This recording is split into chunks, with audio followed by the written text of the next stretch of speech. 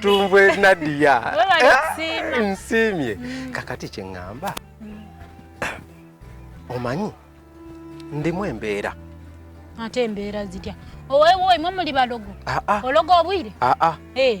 Ate embeera kidoli kwogerako. Kubanza omuntu ayogera embeera mbandi diwa ataba mulogo.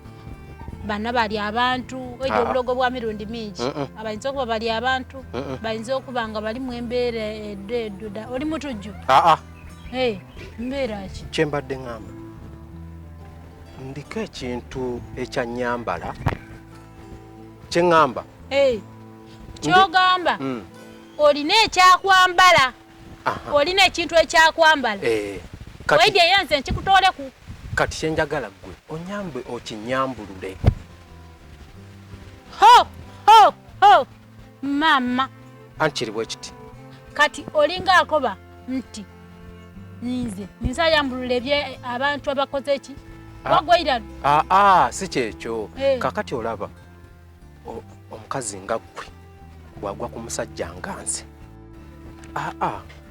kakati nze kyembadde ngamba wajja kulaba mukwano gwo si kyekyo kati badde nkusaba Nadia n'obuwombeefu bungi oli mukyala mulungi otuukiridde kwegamba weetaaga omuntu nga naye atuukiridde nga nze nina ekintu ekya nyambala sokoleke ogambye eki nina ekintu ekya nyambala kyenjagala onyambulule sokoleke ondese mama fina ondese ole bujagali owaneiro nti ndija kutikula bintu nkubonekera omusawo owabyobuwangwa atitikula bintu ntikula bintu nze sebo obonde soti ndikadaide wa kumotoka bana batikula fiso titikula bintu ata otendo omanirire mu mulenzi obo bujagala gabo mutero okunwa todda kubunwera nawo nfunye kiri wabya buwo ulira omukazi omulungi tayomba kakkana sikuyomba naye mulingo mwagala okumanyira owabantu